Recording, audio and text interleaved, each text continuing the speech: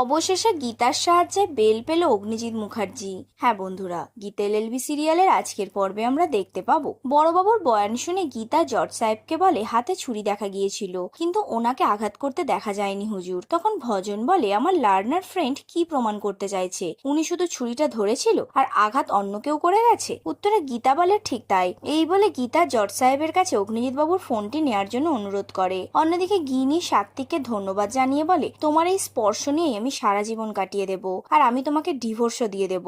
এই বলে গিনি চলে যায়। এইদিকে গীতা অগ্নিজিৎ বাবুর ফোন নিয়ে সবাইকে বলে কিভাবে একজন রেসপেক্টেড লয়ারকে ফাঁসানো হয়েছে, এবার সবাই শুনুন। এই বলে সে পদ্মর কল রেকর্ডিং চালিয়ে দেয়। সেখানে পরিষ্কার সবাই শুনতে পায় পদ্ম তার বিয়ের নামে অগ্নিজিৎ বাবুকে ফোন করে ডেকে পাঠায়। এরপর গীতা পদ্মর গায়ে হলুদের ভিডিও জজ সাহেবকে দেখায়। অন্যদিকে পদ্মর শারীরিক অবস্থা খুব খারাপ হয়ে গেলে একজন ডাক্তারবাবু তাকে দেখে একটি ইঞ্জেকশন দেয় এবং একজন সিস্টারকে কিছু ওষুধ আনতে পাঠায়। আর তখনই আমরা দেখতে পাবো কিরণকান্তি বাবুর পাঠানো একজন গুন্ডা পদ্মর কেবিনে গিয়ে হাজির হয়। আর এইদিকে ভজন অবজেকশন জানিয়ে বলে এই ভিডিও এবং অডিওতে কি প্রমাণিত হবে। উত্তরে গীতা বলে এটাই যে ওনাকে উদ্দেশ্য প্রণোদিত ভাবে ওখানে ডেকে নিয়ে গিয়ে ফাঁসানো হয়েছে। এই বলে গীতা জজ সাহেবের কাছে অগ্নিজিৎ বাবুর বেল মঞ্জুর করার জন্য অনুরোধ করে। আর অন্যদিকে ওই গুন্ডাটি পদ্মর কাছে গিয়ে সেলাইনের তার থেকে শুরু করে অক্সিজেনের মাস্ক খুলে দেয়, যাতে করে পদ্ম খুব সহজেই মারা যায়। আর তখনই আমরা দেখতে পাবো প্রলয় হসপিটালে এসে পদ্মর কাছে যেতে শুরু করে।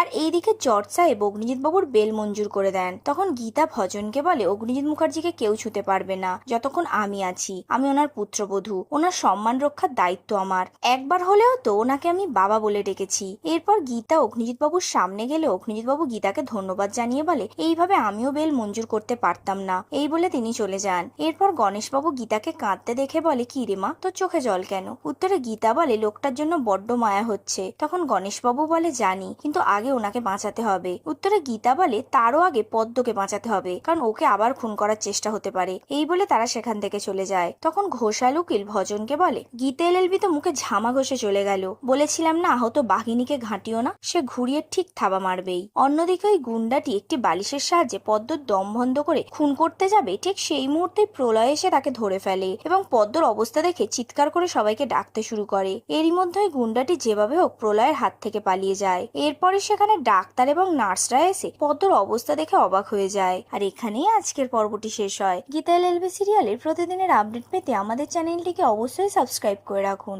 ধন্যবাদ।